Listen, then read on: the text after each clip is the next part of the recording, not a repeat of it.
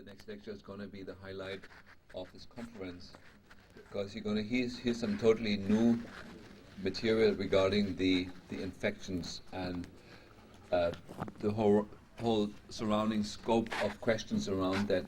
Next speaker is Gitte Jensen. She is a PhD biologist who trained in Aarhus, Denmark. That's where she went to medical school, to biological school, but it's a university, and then immigrated to Canada and spent 12 years in Canada. And from those 12 years, 8 years at McGill University, many of you, I was in pain management, and McGill University, there's Melzack, Wall, the gate control theory comes out of that university, and a lot of major things that we consider now common understanding in medicine come from that place. And Gitte left the university setting and has now a private laboratory in the state of Oregon, so in my neighboring state in Ashland. And she has, in the background, worked on the proving or refuting the theories of Gunther Enderlein. And many of you here in the room are using the Sanum remedies, and some of you who've known me for the last 15 years kind of know that I always said the Sanum remedies are great, but don't learn a theory, because you're going to waste a lot of money, and theories are going to change with the wind, but what works, works. And usually the theory why something works changes over time. And I think Gitte is the person who is going to shed a lot of light of truth on related issues, and so I think that's enough of an intro for you. Come on here.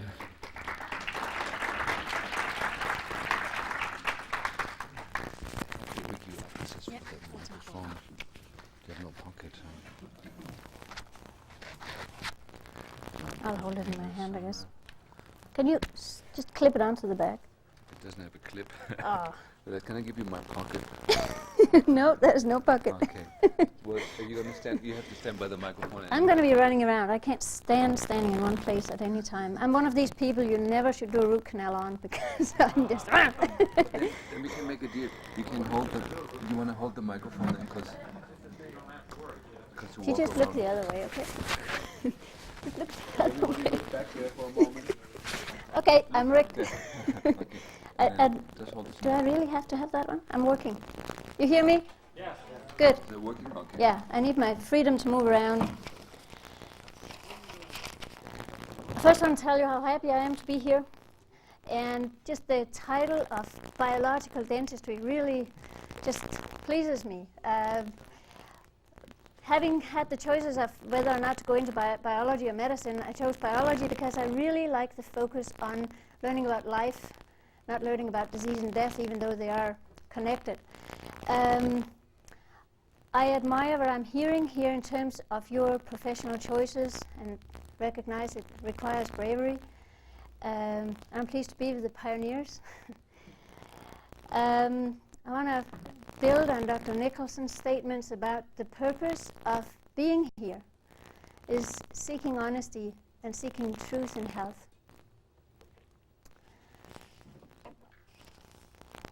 See if I can get my technological skills.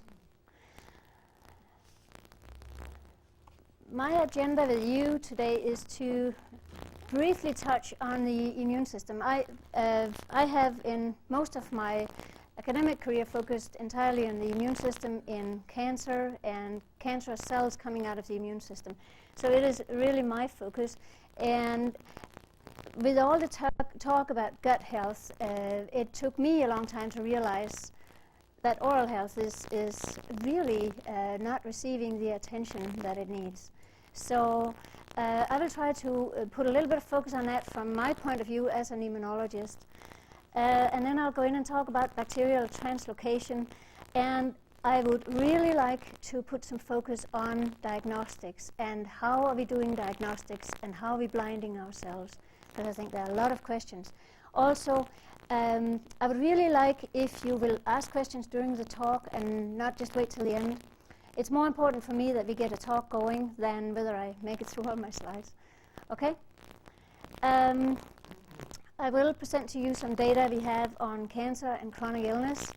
And I will talk about some of the underlying immunological mechanisms.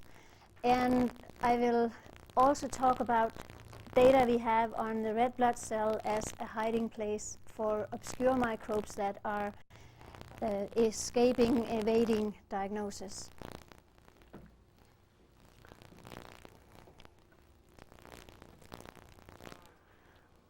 All right. There's a sweet little smile of one of my private personal heroes. The doorway through which you as dentists view the person. I want to talk about the oral mucosa, just briefly bring it up as a very dynamic and very active component of the immune system. And I also want to bring up to your attention the saliva in terms of the secretion of immunoglobulins being one of the most immediate mechanisms of protection that there are ways to manipulate. I know of a few tricks, and Dr. Klinghardt was mentioning a few tricks. How can you, within a few minutes, 10 minutes, 15 minutes, boost the secretion of immunoglobulins, let's say just before you do a root canal or just before you go in and do surgery?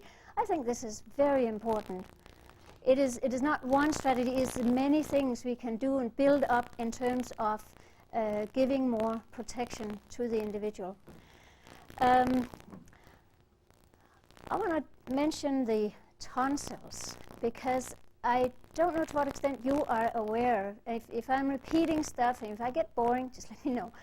But the tonsils, the three different groups of tonsils, the lingual on the very, very back of the tongue, sort of down the throat, and the nasopharyngeal and the palatine tonsils, there are some very important differences in what part of the immune defense they are linked to.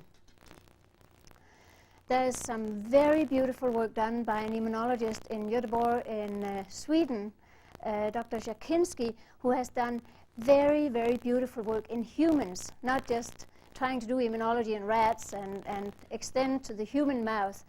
But he has done the best work to date on how differently the antigens we see, like bacteria, viruses we see, are introduced to the immune system. And what I want to bring your attention to is this relates to how we present antigens during, for example, isopathic therapy, which is one of the treatments that is often used by biological dentists. In mainstream vaccine programs, the typical approach is to jab a needle either subcutaneous or in a muscle. I long for the day where they actually have flu vaccines in spray form, because I think it makes sense that things you get through the air, you also may receive vaccine protection through the air. So it is presented to the tissue that is geared up to protect that anatomical area. To give flu shots subcutaneously to me make no sense. But that's, I don't want to get too far into the vaccine strategies because that's a whole other issue, whether to vaccinate or not.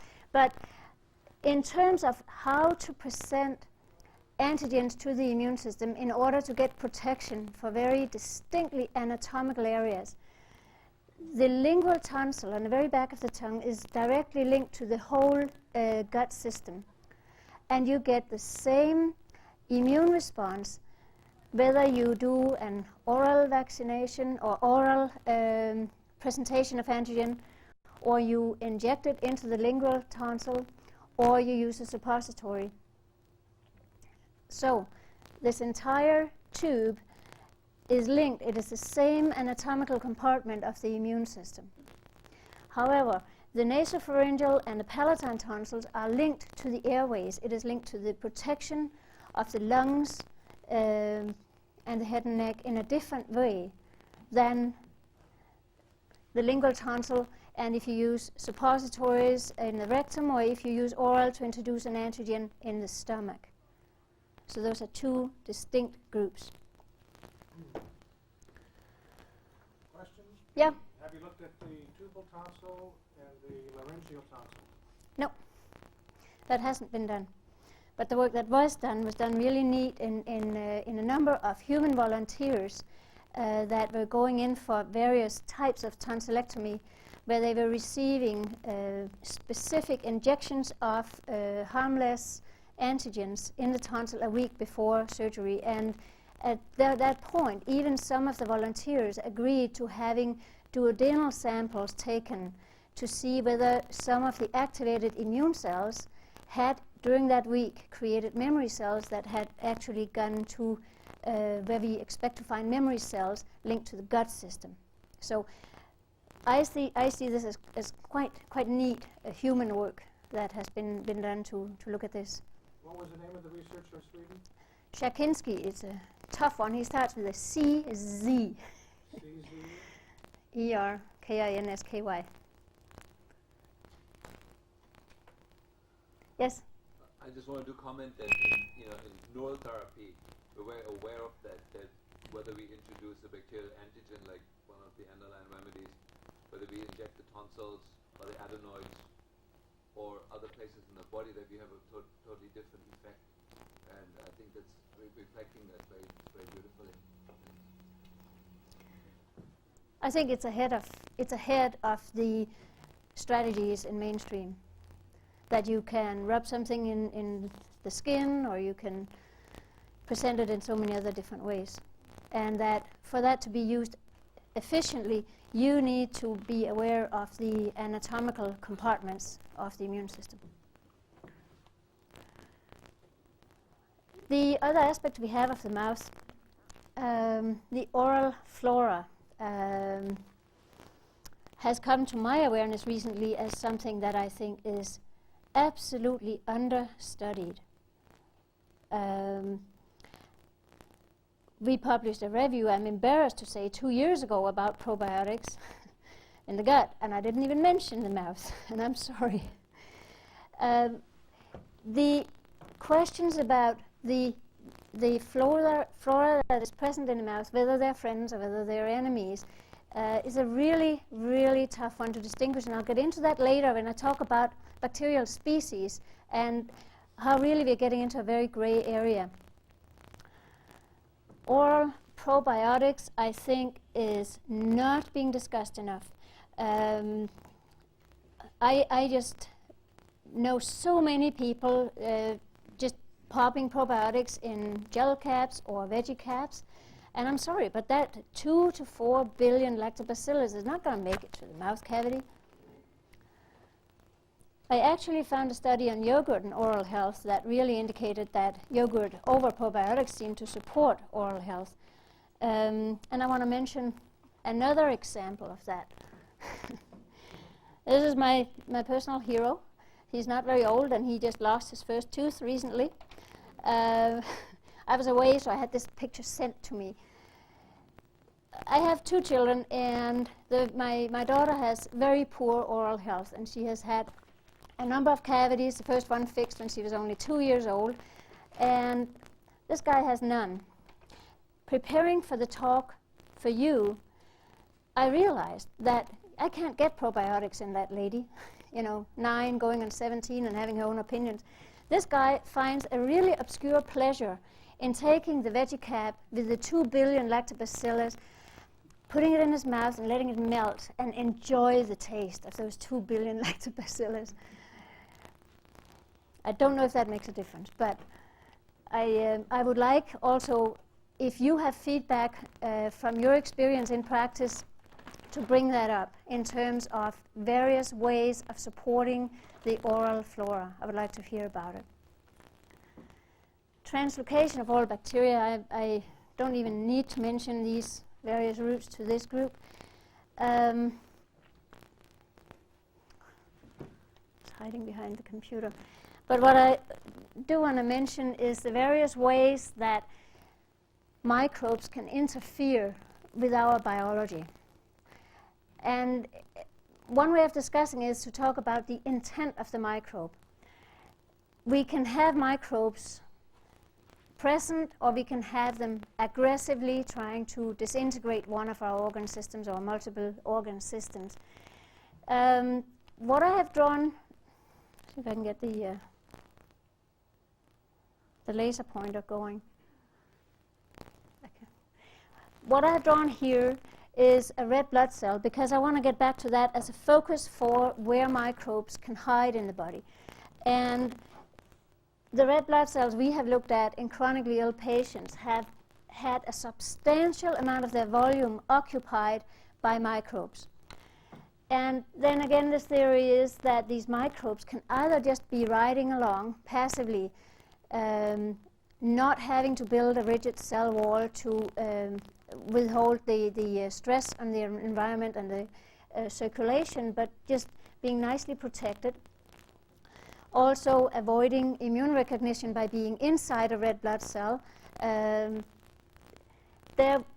They can sit in there and quietly secrete a number of toxins. They can also secrete components that participate in suppressing the immune system. The two other things are not as obvious, but once you see the data, I think you will realize that if the red blood cell is 1/3 or 1/2 of the volume is occupied by microbes, that we will have severely compromised oxygen delivery in that person. If you're talking about a person with fibromyalgia, no wonder that person has muscle pain and aches and is not having a lot of energy.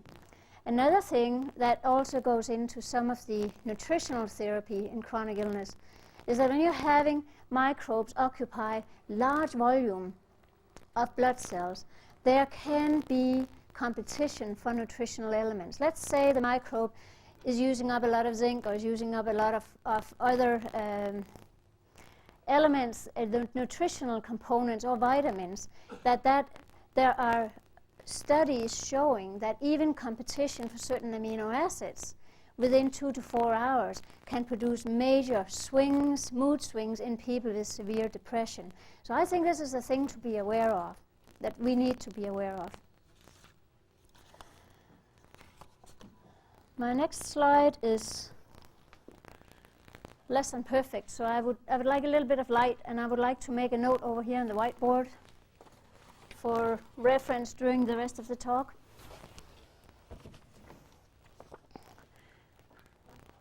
I want to talk about inflammation and how it contributes to chronic illness. And to be able to discuss that, I want to mention molecular mimicry and explain briefly to you what I mean about that. So, molecular mimicry is when a bug, a virus or a bacteria has a structure, has a molecular structure somewhere that is very closely related to one of our own self-antigens, and it confuses our immune system. And that can lead to two distinct different results.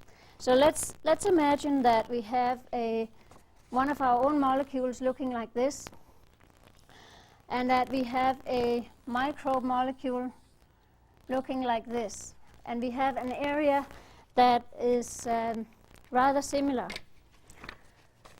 So these areas start to confuse the immune system, and it can be done in a number of different ways too.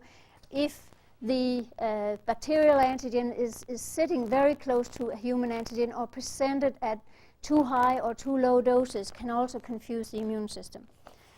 But so, molecular mimicry.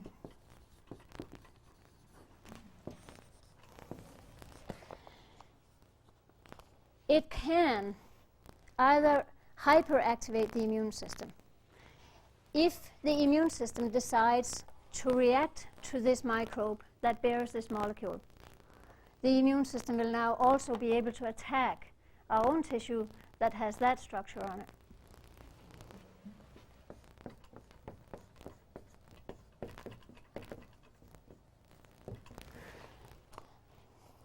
So it can hype the immune system towards self-antigens.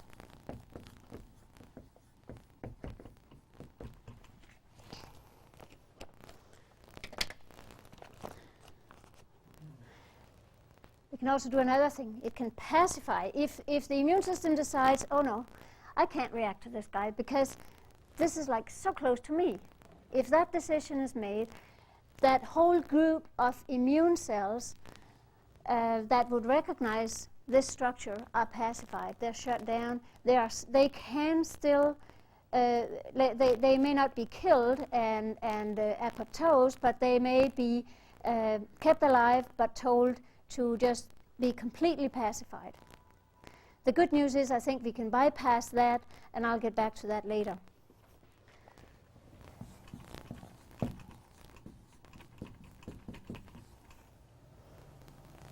So we can pacify the immune system towards the microbe.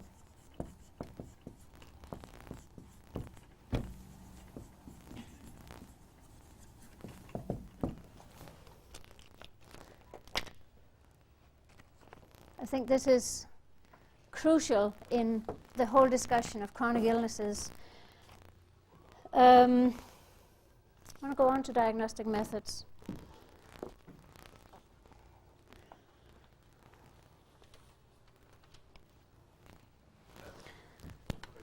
Are you going to talk more about the bugs hiding out in the red cells? Oh, I'll get back to that. I got some really neat pictures for you. Okay? But if you have questions, just... No, not yet. Okay. Diagnostic methods. It's one of the biggies. I hope we can get a good discussion going on that. On this side, I've put what I call alternative diagnostics, and on the other side, we'll fire up some typical mainstream diagnostics. I have problems with all of them. They all have their strengths and they all have their weaknesses. And what we just have to be aware of when we are trying to diagnose somebody is that we are not blinding ourselves and saying, oh, but you have this, and put labels on things, when there are pitfalls with every single diagnostic method. In alternative diagnostics, we have the straightforward blood sampling and microscopy that has led to so much confusion and to quite a split between people using that, like dark field microscopy, to quote-unquote diagnose various problems versus mainstream's other techniques. The first thing that can happen in mainstream is to swab blood sample, microscopy, and culture. Where here, we are just looking in a microscope, we are observing structures and calling them names. I don't believe that in itself can ever be enough to identify microbes without any staining, without any probes or anything. We need a lot more specific details than that. When we go on the other side, mainstream microscopy is just as limited. There may be apparent advances in mainstream, like gram-positive, negative staining and things, but when we get into cell wall deficient microbes, this is meaningless. Culture, yes? What about fluorescence microscopy? Fluorescence microscopy is one of my favorites, because there you can actually use markers that carry red, green, blue dyes, and you know what they react to, and at least it will provide you another level of information. Even though even that is not perfect, it is quite a few steps up. Culture is a huge bias. You take a swab from somebody and you try to culture it, you have to be aware what we've learned from soil sciences, that when we take soil samples, we are not able to culture more than 0.4% of the microbes that are there. The medical community has been very reluctant to take that information and project into the human blood and human tissue. 0.4%.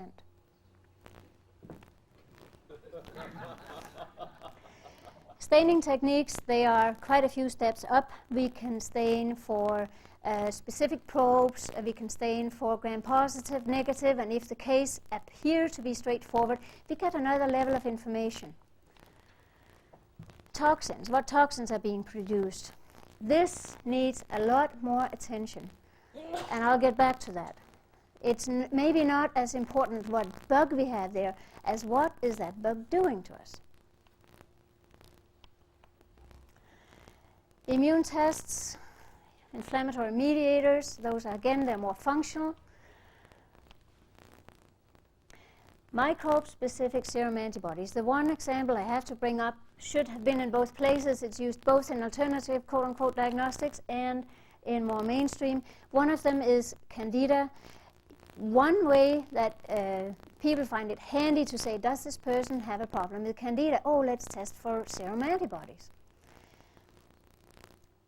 What if that Candida is just sitting somewhere, not evoking an immune response? Or what if the Candida is evoking a non-humoral immune response where no antibodies are made? It's again a false security to think that you have that information. But again, I'm not saying it's all bad. It's another level of information, as long as you're aware of that it has its limitations. Okay, here's a big one. It is a huge advantage today that we have the ability to look for microbe-specific genes. Using PCR technology, using various fluorescent probes that we feel are very specific for certain mycoplasma, for Candida, for Streptococcus, whatever. What I'll get back and discuss extensively during my talk is I know less and less what this means. Right now, I agree it's the best we have. But again, we got to remind ourselves that there's a bias. It was published recently in Nature how fluently microbes exchange genetic information. And when microbes from some of the major bacterial families can do free handshakes and exchange genetic information apparently freely, what are we looking at? Even the definition of a species starts to get fuzzy and gray at the edges. You've got to be aware of that.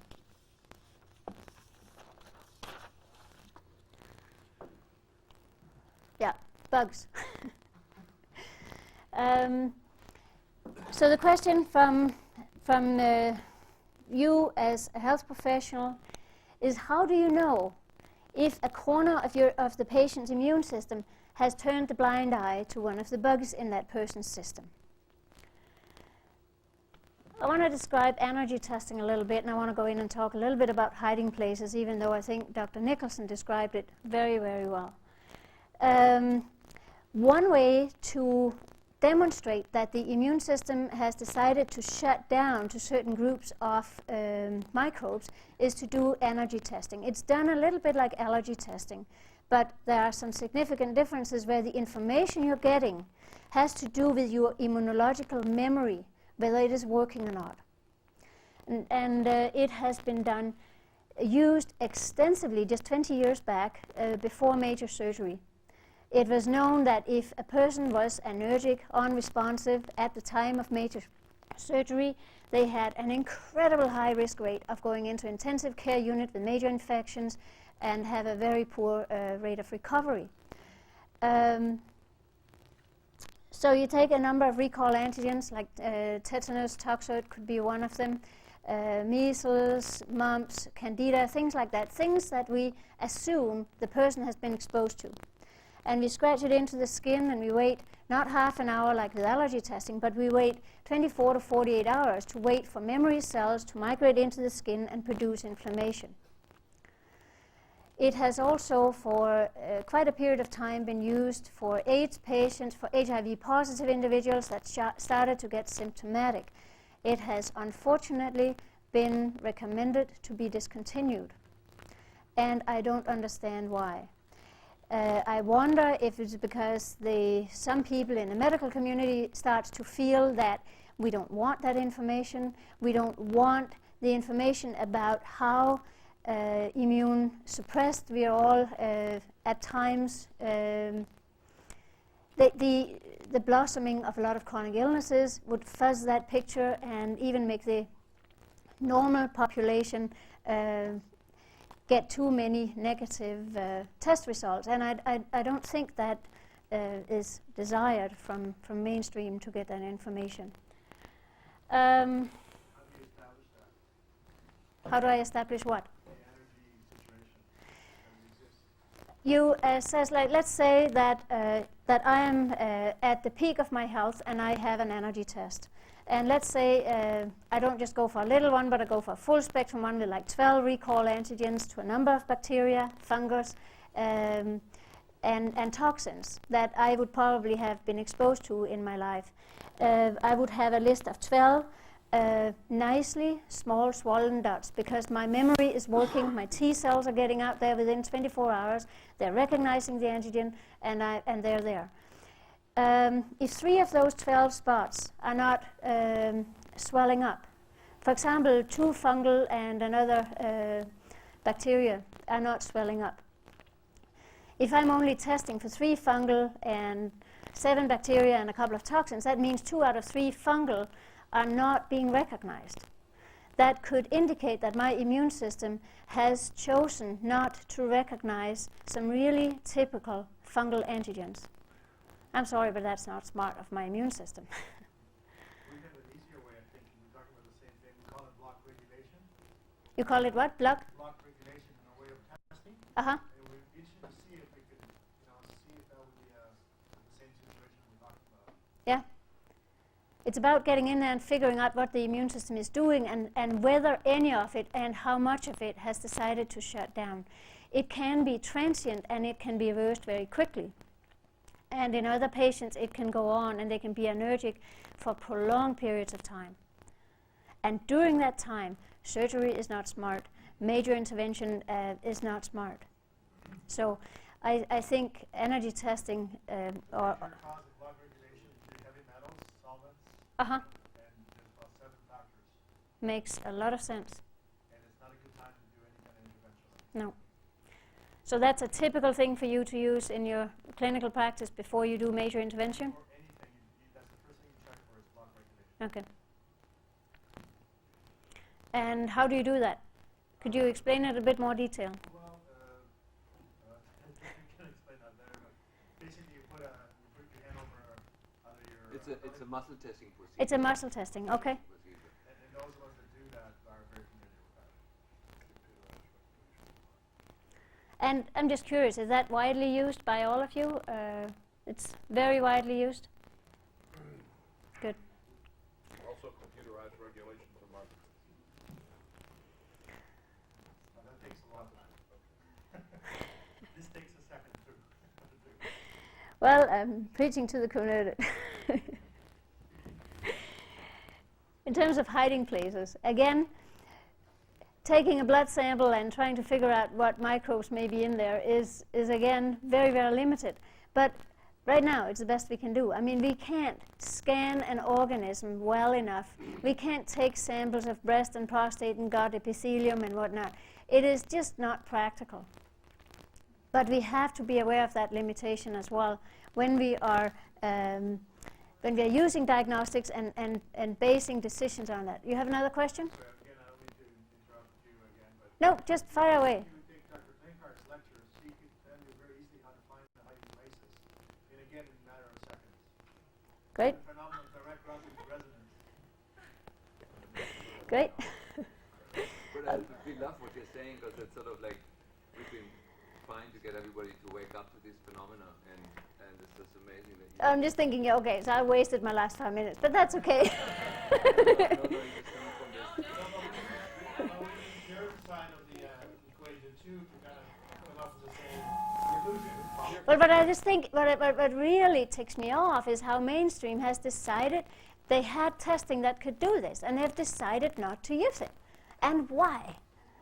I just don't understand it. I used to work at McGill University in the Department of Surgery, and they were one of many places that developed and used this for research for, I think, 15 years. And then it was just not in anymore. Currently, they don't even do energy testing before major abdominal surgery, where, you're cutting the gut. I mean, talk about bacterial translocation. I had some good news, like in Germany, Uh-huh. I know the energy testing is used routinely on every cancer patient. Like it's part of the standard workup, and then you do the battery of the 12 Okay. 12 things, and I'm glad to see that somebody here that even knows about it. But in terms of cancer, so what indications, like how do they use that test result? Well, that's of course, and everybody does their own thing with it. Right. There's no standard or follow-up care then for that. Right. I could tell you what we do in our group, but that's Right. I think it would be interesting in terms of isopathic therapies to have skin testing in terms of some of those antigens, and maybe even use it as a pre-test of, well, I know even as soon as you start doing a skin test, you're already messing with the immune system, so maybe that's not a good strategy either. I would love to hear your thoughts on that. But in terms of hiding places, it is getting more and more recognized how microbes are involved in tissue, in even in the very center of tumors of the head and neck. And I came across some publications on that I'll mention later. So antimicrobial therapy for both acute and chronic illness. I mean, the first question, I can't answer any of these questions. I got to warn you right off the bat. I see a lot of pens flying, and I'm sorry, these are questions. Are the microbes present? Yes, we have ways to start asking those questions, but there are microbes that can escape every single one of our diagnostics. And are the microbes contributing to the clinical problems? It's a huge question. I mean, you may find streptococcus, you may find this and that in the blood of people, and you may find a heavy load of microbes in red blood cells. But you may still have two people, and we have had data on that, people where we apparently see the same load, microbial load, inside red blood cells of the same bacteria. And we see completely different clinical patterns. In this case, we had a person who had suffered from hairy cell leukemia, one who was suffering actively from colon cancer, and one who had chronic fatigue. Same apparent bug, same load in the red blood cells, but we're ending up with completely different clinical damage. And again, I'll get back to that later, but even what genes are the microbes carrying? Even though we think it's the same microbe, it may not carry identical abilities to interfere with our system. And to what extent the microbe is taking advantage of our failing immune system. Okay, again, I'm talking to the converted, I'm talking to people with quite a lot of background, but let me just remind you of the structure of one of our basic defense mechanisms, the immunoglobulin. And remember, the immunoglobulin recognizes shape only. It doesn't have anything written on it that, that whether or not shape is good or bad. It recognizes shape only. It is looking for shapes. And microbes going into cell wall deficient states or hiding inside cells are evading that first line of defense, if you will, even in the saliva where immunoglobulin is being secreted for protection. And that if a shape is seen in the wrong company in the wrong time, the wrong response may be initiated. And I remind you of the two major ways, either to hype up the immune system towards self-antigen and contribute to apparently autoimmune illnesses, or to pacify the immune system and induce energy states. One of the ways to break energy is to come in with a superantigen. In this case, I've shown a T cell and an antigen-presenting cell, could be a B cell, could be a macrophage. And the little gray triangle is a symbol of a antigen. To come into the superantigen, we are linking the antigen-presenting cell and the immune cell together, no matter what shape they would recognize. We are just telling them to get together and do their thing. And it is one of the things I would like to see research on is in terms of some therapies, like, for example, isopathic therapies. Is this one of the mechanisms?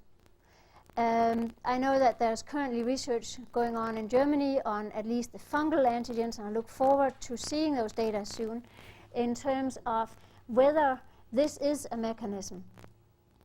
I believe it is. That we have ways of presenting bacterial or fungal antigens to patients using the proper anatomical compartment, whether the skin, oral, nasal injection, and trigger a response.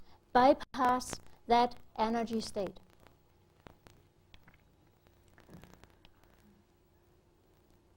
Okay, that's the same words one more time.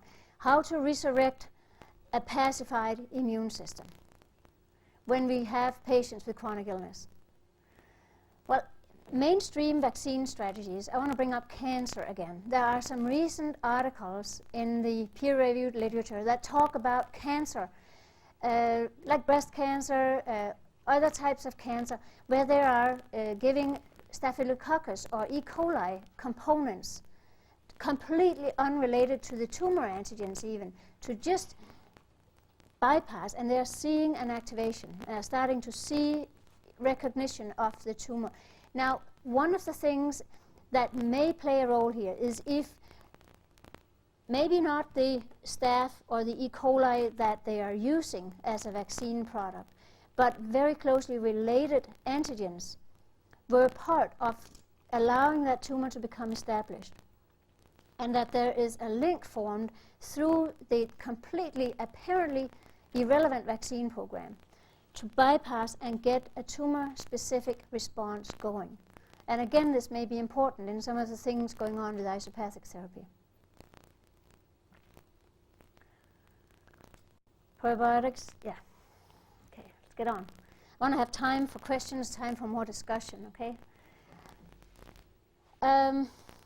So, myself, from an immunological standpoint, I think there is a place, a very important place for isopathic therapy, and I see it makes so much sense in terms of the way it can be targeted very specifically. But I personally really like to see a proper vocabulary in terms of how it is presented, that we are bridging the vocabulary, so just because you would like to use isopathic therapy in your practice doesn't mean that you have to buy into an alternative concept world with alternative vocabulary. I also think we need really properly done clinical studies. I think if more was published, I don't know what is published in Germany, maybe Dr. Klinghardt can tell me that, but I don't see it in the mainstream literature. And I think if it was in the mainstream literature, even a few studies in very specific clinical entities, it would be easier to promote an apparently powerful therapy. So do you have comments on that? Yeah, just one of the ways we're using, it's a little bit an advanced, like the microbes hiding in the white cells and red cells. The way we crack that problem is with a treatment called autohemotherapy. And there's over 1,200 articles in the peer-reviewed literature, but nobody reads them. So the articles are out there, but they're not paid attention to. They are in the right literature. That's sort of what I'm proposing, but they're not being, Right. For example, there was a fantastic article in 1992 that showed two groups. One group was given freeze-dried garlic that was for HIV patients, and the other one wasn't. And none of the people in a 5-year observation period that got freeze-dried garlic developed AIDS, whereas everybody in the other group was dead. Nobody paid attention to that, and I think that's a significant study. Just because it was about garlic, nobody paid attention to it, and yet it saved, in my practice, hundreds of people's lives. And so I argue with you that the studies are there, but because they're about garlic and about the patient's own blood, there's no money in that. No, that's true. There's no money in it, and there's very little money in garlic. If you can purify a substance out of garlic and clone it in a fancy yeast, you can make lots of money. But yeah. Now the other question I have, when you're talking about publications that are out there, is what vocabulary was used, what title was on the article, and how was it presented. I'll get back. I want at the very end to briefly mention the role of massage as I see it in oral health. And again, there are studies done in rats about tying off lymphatic efferent vessels. Who cares about a study in rats? In 1983, it was published, 3 beautiful papers. It is not being linked to medical situations. It is not being linked to clinical practice.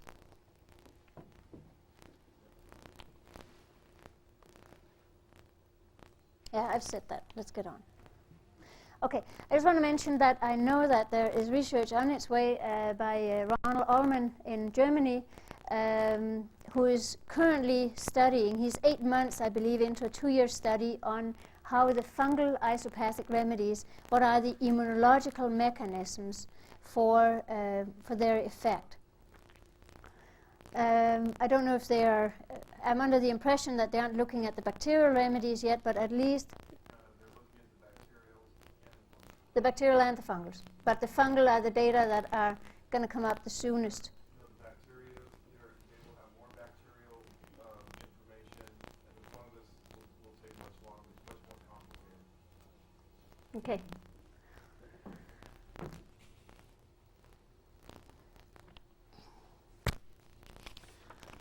All right.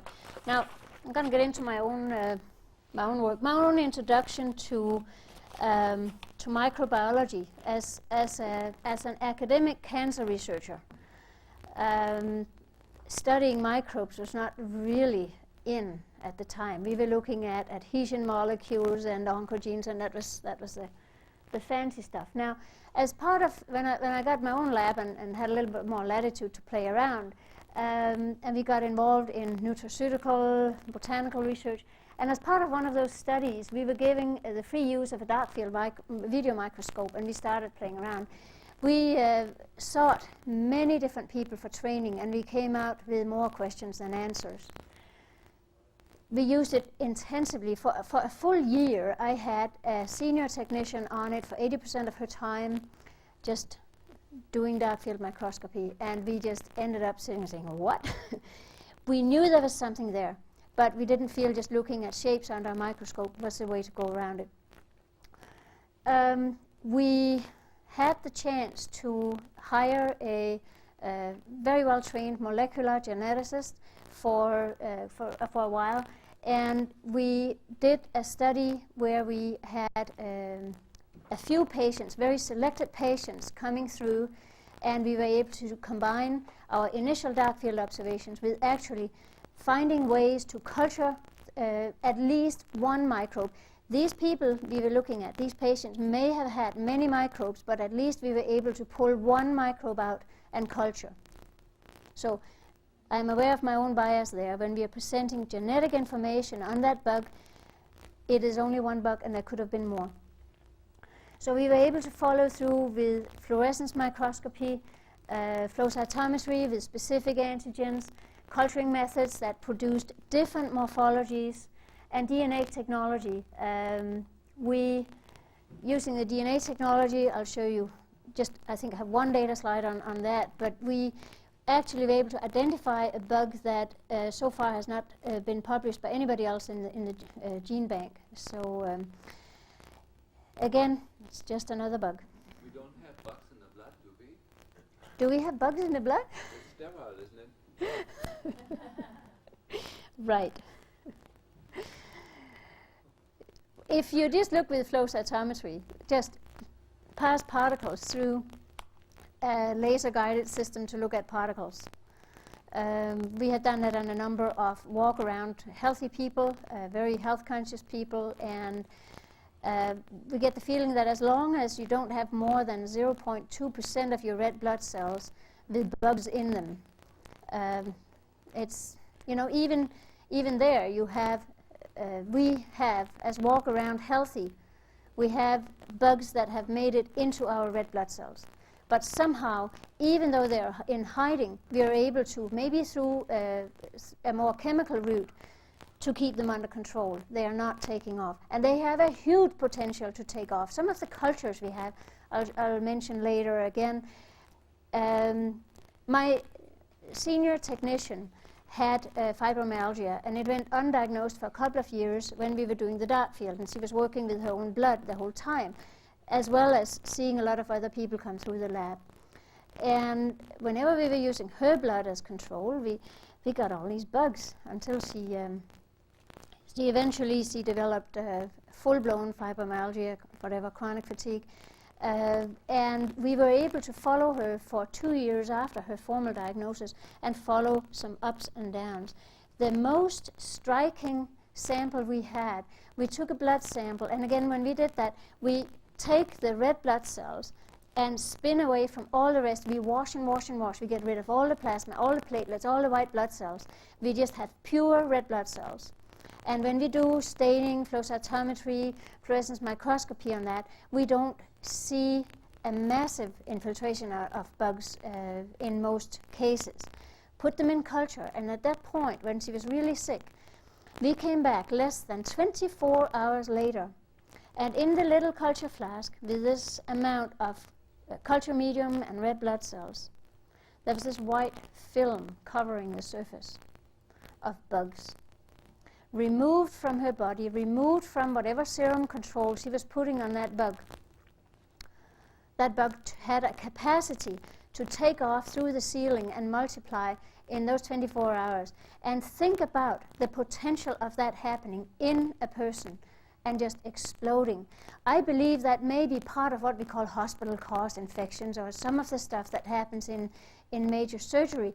Maybe that bugs in that person get a chance to take off if that person has a hard time coping with a major surgery or trauma, traffic accident, etc., that there's such a massive systemic trauma affecting the organism that a bug inside that person gets an opportunity to take off and produce a systemic infection that may not be hospital caused. Yes? Well, in this group, we have an explanation for that. We blame it on heavy metals. Do you mind speaking a little louder? I forgot to mention I have a hearing problem, so please speak up. We have an explanation in our group, I think, generally here, that we blame the heavy metals for the running cover for the bugs. And they can flourish as long as the mercury and the heavy metals are there. So if you can take the heavy metals away from the equation, then it's a lot easier for the immune system to go after the bugs. And then, of course, there's also the emotional aspect of that, too, as well. Yes. So that's it gets a little more complicated than just bugs and the immune system. There's I agree with you 100%, but if I have to stick with my sort of my more rigid scientific hat, then that's the language I choose to use. But I agree with you about the energetic and the emotional aspects. But for me, as a sort of a very rigidly trained, boring scientist, I need things I can measure. And what I need to learn more about are some of the electrodermal screening and some of the other ways of asking questions and getting numbers or getting readings that are more subtle than what I currently know how to do.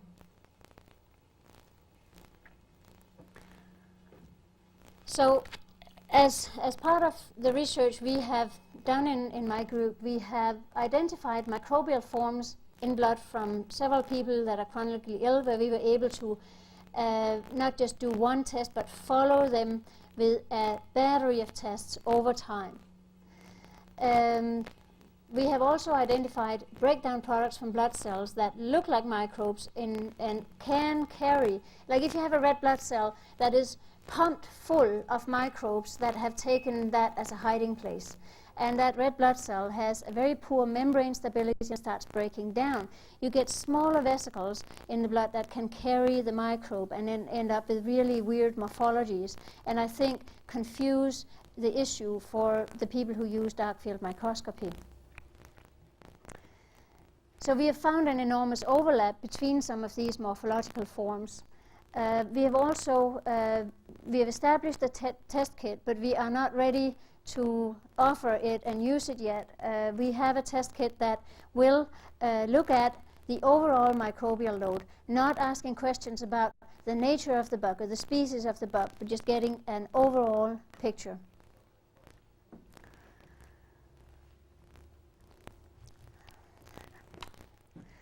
Okay, here's where I come in again with my mainstream vocabulary and my my square hat, my square vocabulary and thinking.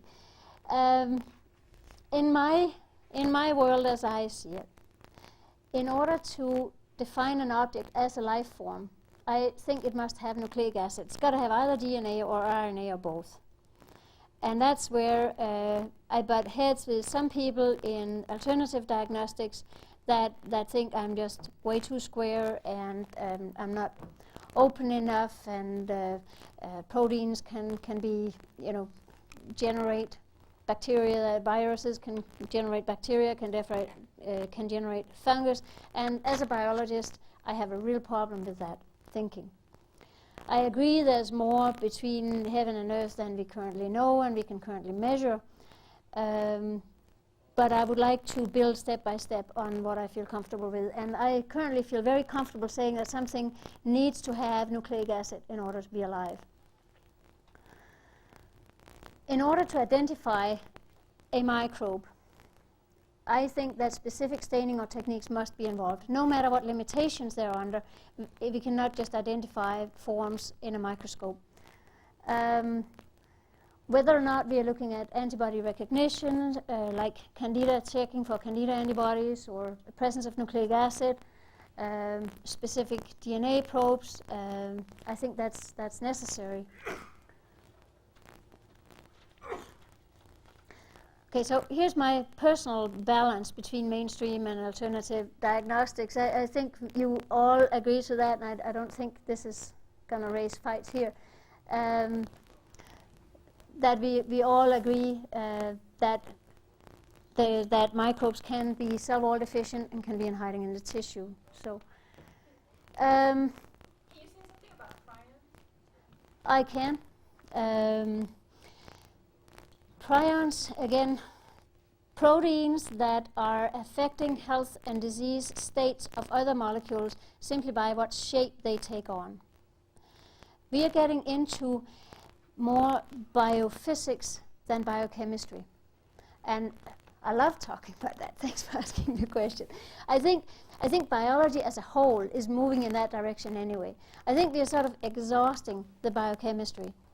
We've sequenced the human genome. I mean, come on. There are other aspects even of DNA than just being a sequence. DNA makes sound, DNA makes light, DNA does a lot of things, and that even as a form of communication. Milton Wainwright at University of Sheffield spoke at our last symposium, and he is currently working with microbes 41 kilometers above Earth to look at some abnormalities there. He has worked with the ability of microbes, of their DNA, to emit light and use that light to signal other microbes to grow faster. Other people have worked with that in cancer cells, that when cells undergo division, the DNA will send out photons, biophotons. Now, prions, you're talking about protein structure. You can have the same biochemistry, it's the same sequence of amino acids, but it's folded differently in space. Now, that can probably, I am assuming, be changed by electromagnetic fields, by a lot of physical aspects, not related to the chemistry. That's why I say we're going into biophysics. Now, one protein that gets twisted in the wrong way can then, in some cases, like for example with the scabies and with the mad cow disease, can affect neighboring molecules and make them all fold wrong, and you get this plaque formation in the brain.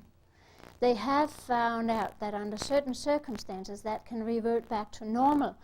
Under certain circumstances, healthy structured, healthily folded proteins can make the sick ones revert. And again, I don't know to what extent the laboratories working with prions are aware of, for example, electromagnetic fields and the influence on their studies. Let's imagine that one lab is more shielded from the fields than another lab, and that it may affect their data without them being aware of it. It is beyond biochemistry alone. And again, it becomes on this borderline of what is life and what is living. In order to call something living, do we want a cell structure with a cell membrane? Do we want DNA? Or do we consider anything affecting structure and order a living principle? Did that help any, or? Good.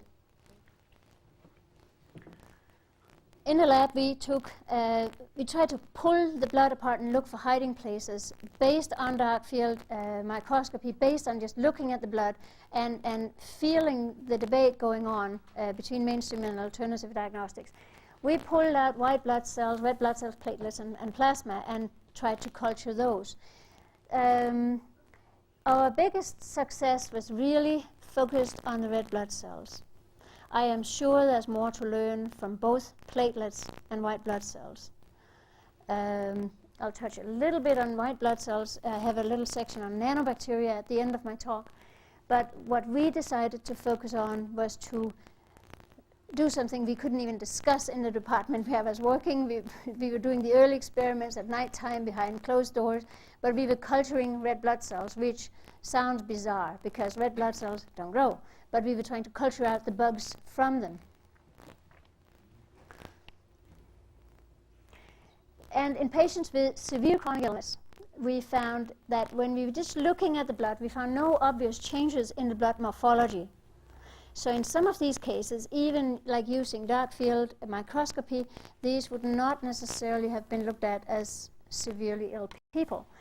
No microbes could be cultured from the blood by standard techniques. We put it on agar, we put it in microbiological media. We didn't get anything growing out. They were not having any known identified infectious disease as such.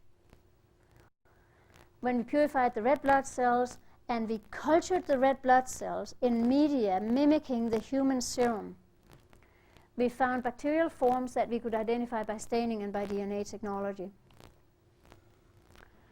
So in our best and most fully done pilot study, we have 2 manuscripts submitted on that. We selected 3 patients, so it is very limited. In contrast to, for example, Garth Nicholson's study, we have very limited data here. That's a long text slide. Come on, all that text. Okay, looking at dark field, some of the red blood cells are just fairly normal, but you see they are more dense to the light than normal red blood cell would be. And some of them have very, very clear identified particulate structures inside the cell. When we culture the red blood cell, we would have a control culture here. We have, after a few days, we still have a red blood cell here, but not a major amount of bugs free floating. In a culture with the medium that the bacteria was really happy with, we would not be able to identify any more red blood cells because they would have bursted.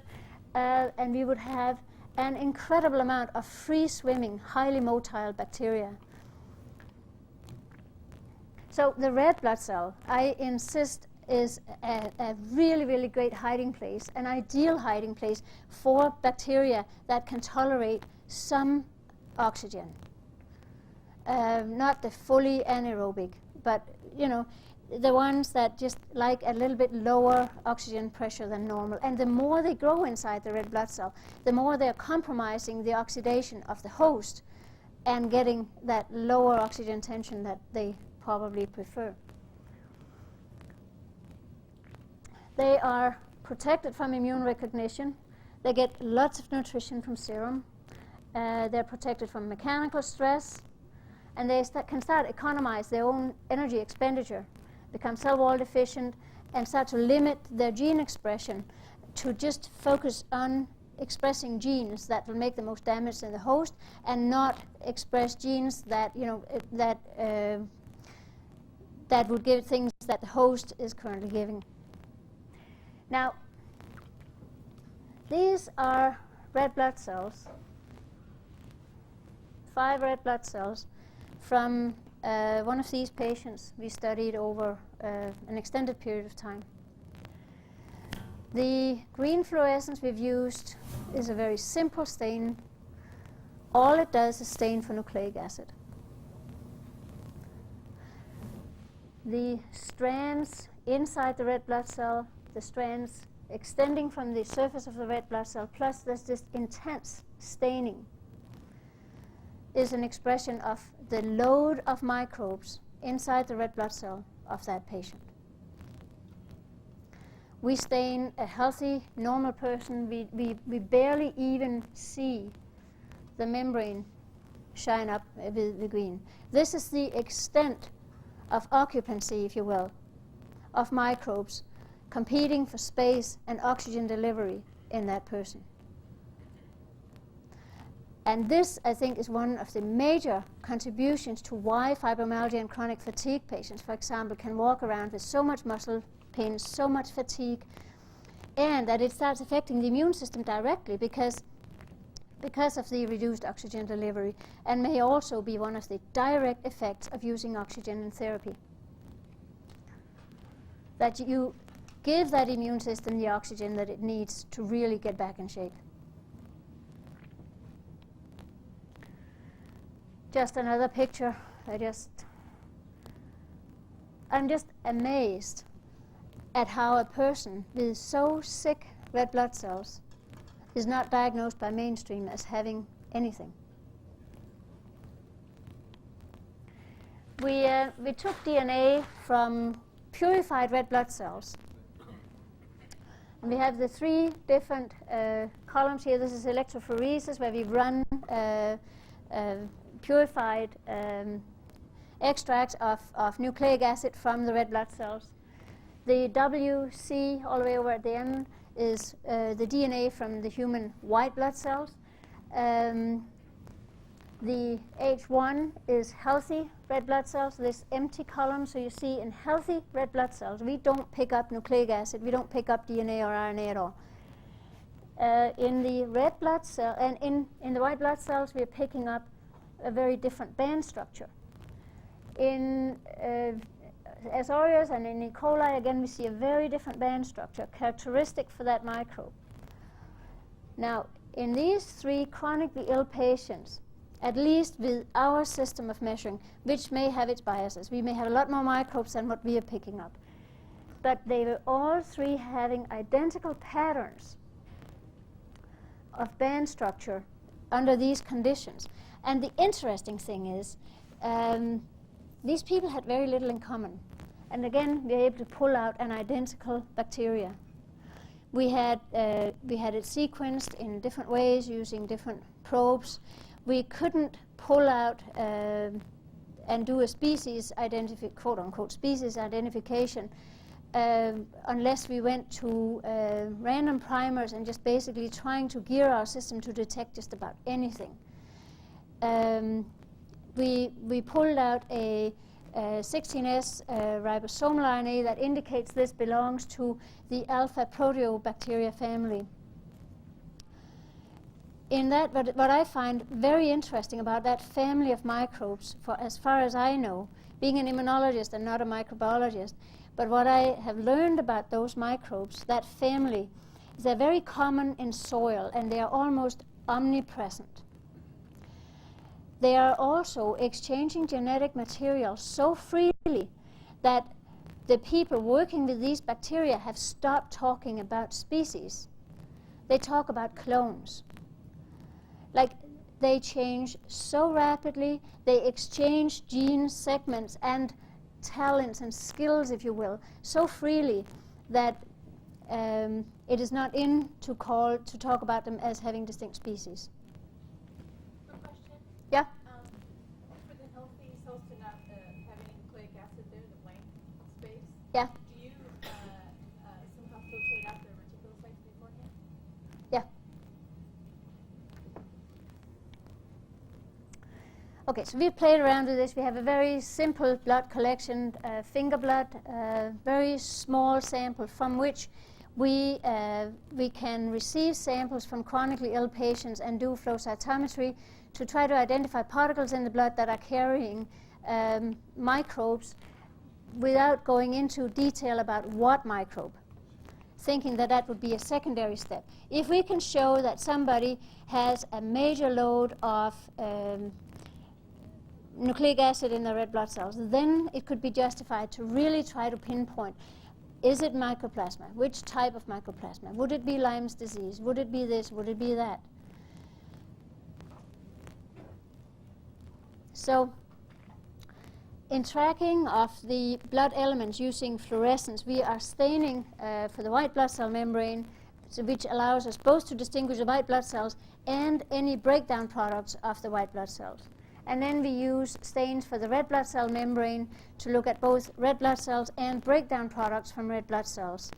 and to look at, particularly for the red blood cells, whether or not any of those particles, the whole red blood cell or its breakdown products, carry nucleic acid.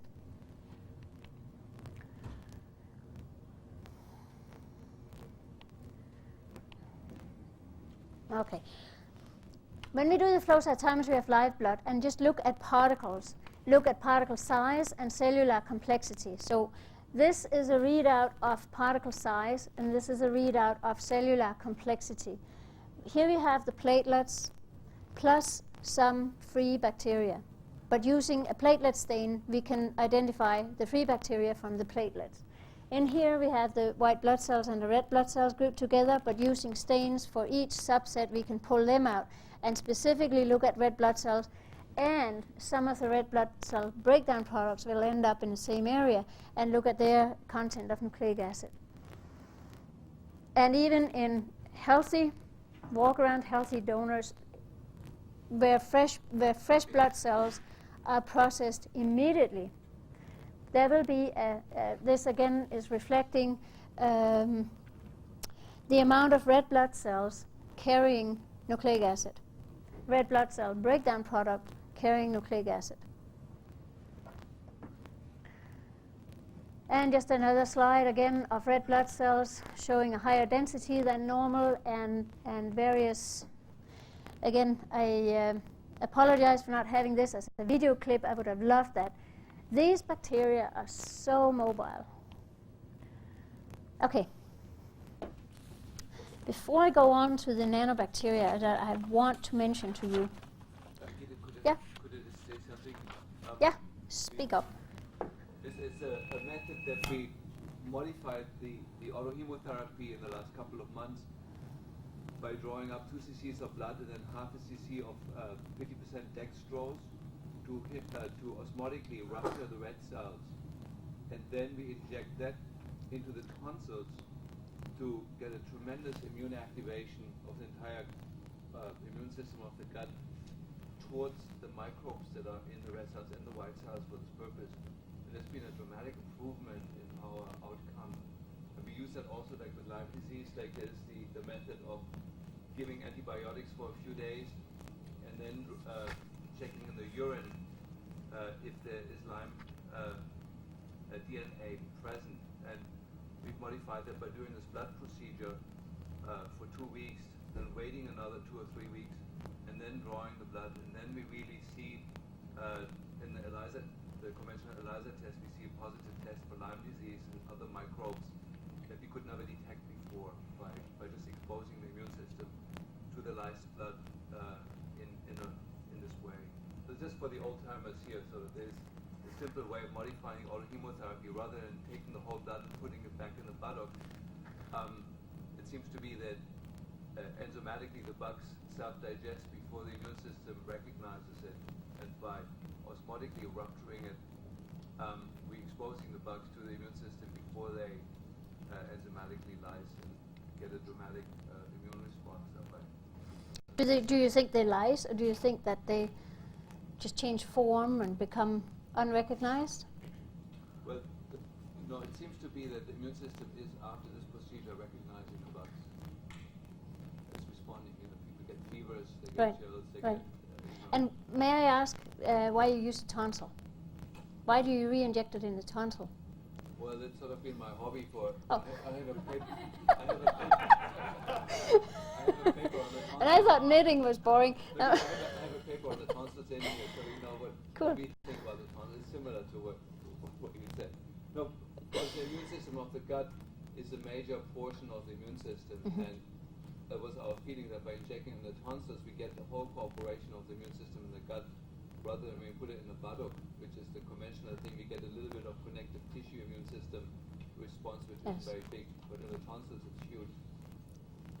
So, do you have experience about putting it back in the tonsil or putting it back in the blood?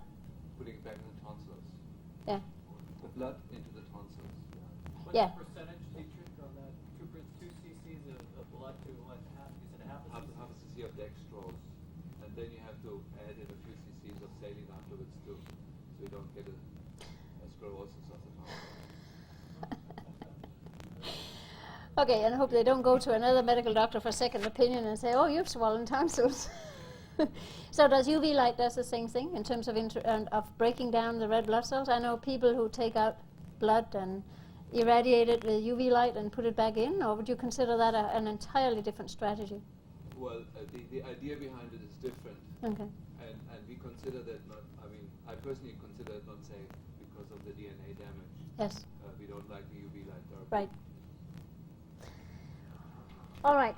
I'm running over time, right? We can give you another 8 minutes. We want to hear about the nanobacteria. You want to hear about the nanobacteria, but I also wanted to make a point about, maybe I can do it with my hands so I don't have to bring up the overhead projector, which was my original plan. It always takes more time. The fact that microbes can exchange genetic material so freely makes me hesitant with most diagnostic procedures in microbiology to say, oh, you got strep, or you got this, or you got that. It concerns me how we are biasing ourselves in wanting to stick that label onto somebody that you have mycoplasma, you have Lyme, even though we have very, very advanced and very good techniques available. What if, like I got called from Swedish doctors who were using Lyda Madman's test for spirochetes and treating patients accordingly for Lyme's disease, and then 2 years later they go back and retest that patient, and Lyda Madman's tests say, well, there's still spirochete there. There's still a massive infiltration of spirochetes in the red blood cells. But the doctor is saying, well, my patients are doing better, so what do I do?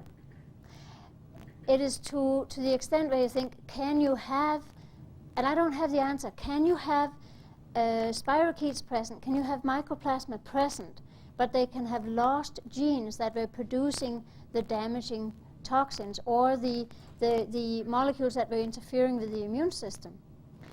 Can you have them along as passive riders or not?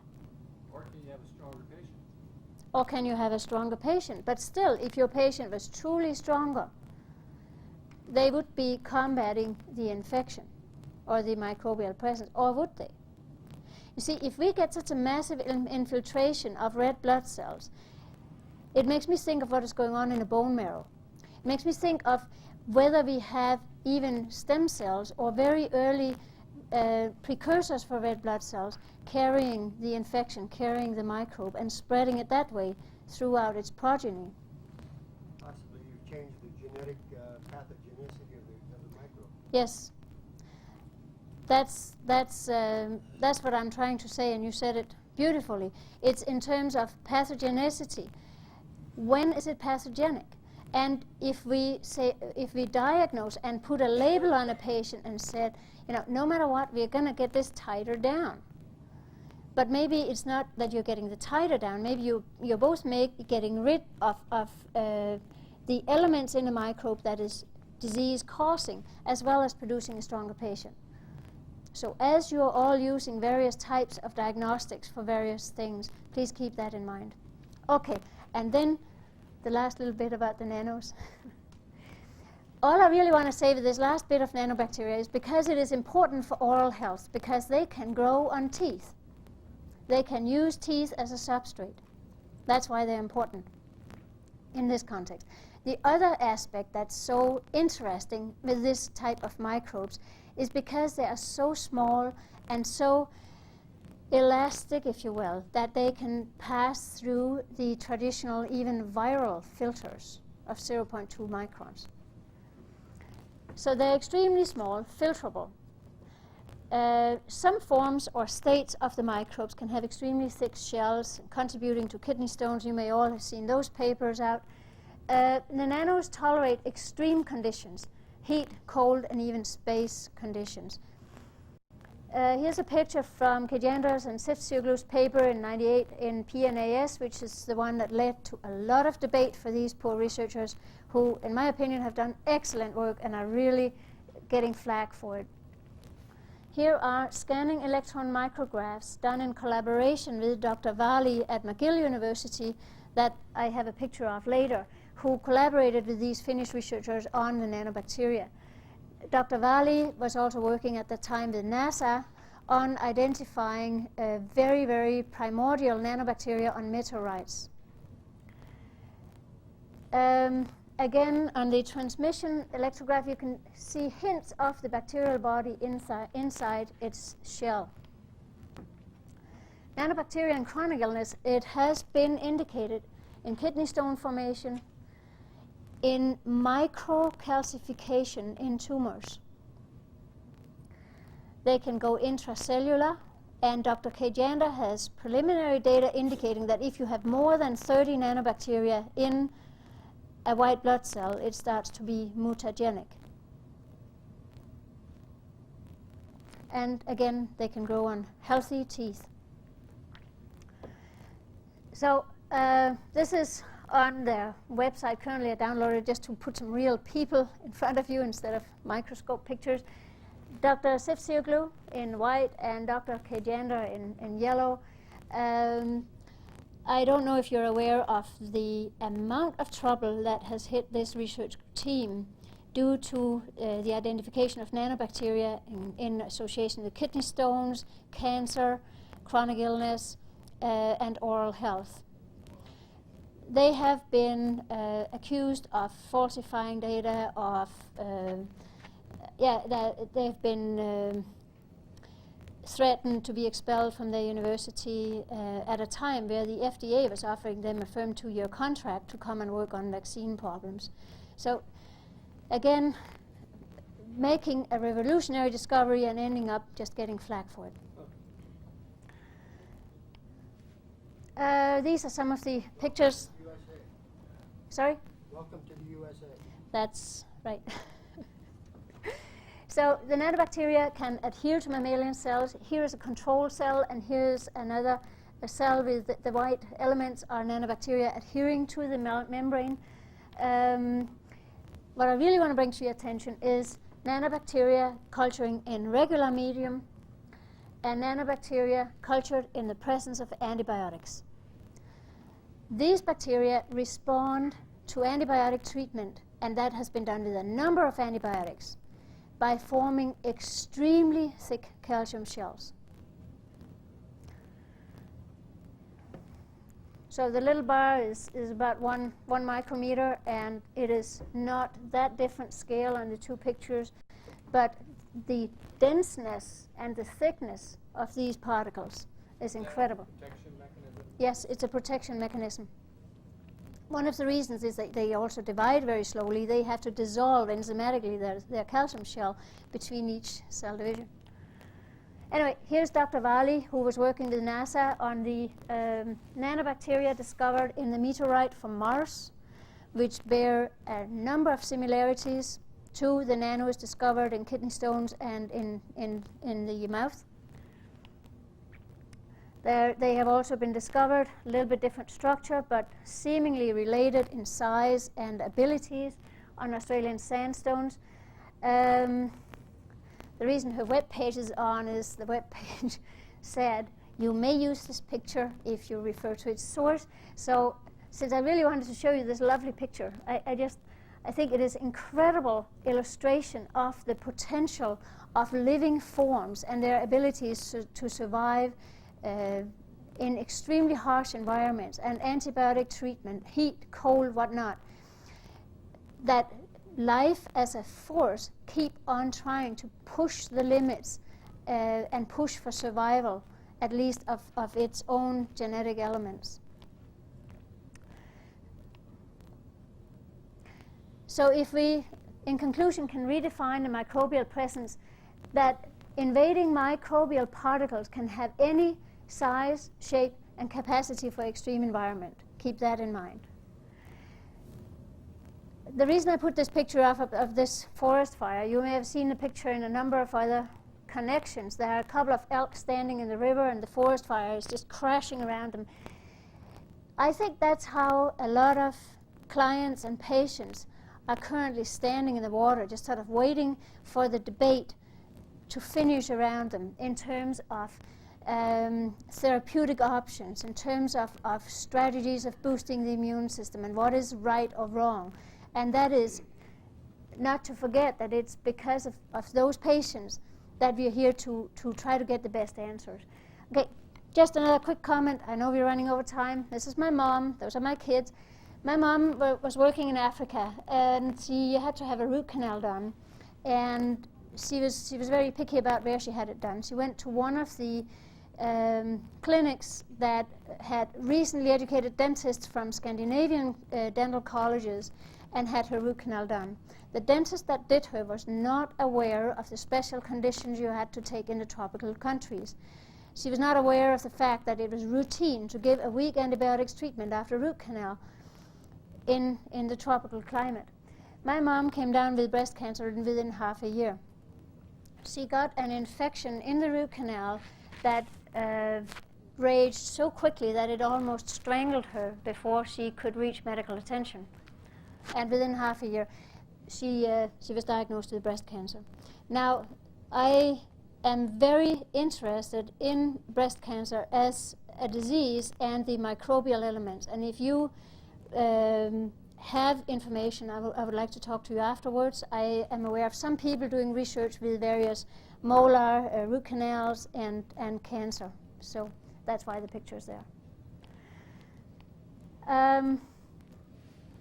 We found, working with microbial elements in disease, that some of us had a hard time finding an environment where we could discuss this more freely. So we started the series of symposia where we were able to discuss shape-changing microbes more freely. We had the first symposium before I left McGill University. The second symposium was in October 2001, sponsored among others by Mike Sheehan down there.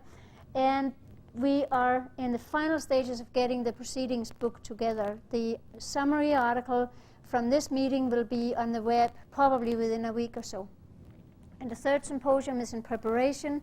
We are looking for abstract submissions for people who are interested in contributing with your clinical or research experience in oral health and cancer. And those are my coordinates. Thank you very much.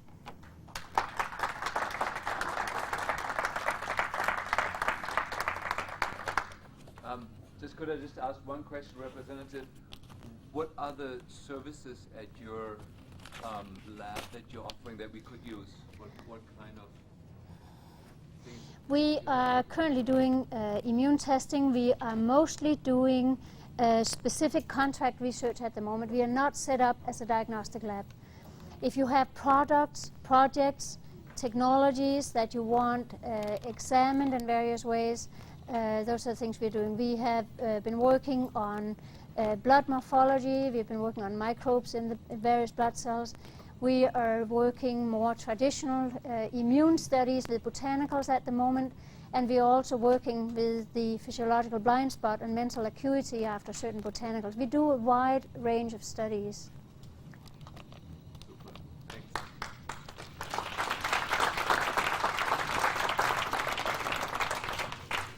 Great lecture. Thanks so much. I don't know, some of you maybe touched by this too, but this is so much we needed to know, or we kind of already knew, but we didn't know there was actually somebody out there who comes from a science place who actually knows the same thing. So thanks. We're going to extend the break by 10 minutes, so we start 4:10. And this is going to be my lecture. I asked everybody to be there. If you want to stay, my friend, and be here at 4:10 sharp. Okay.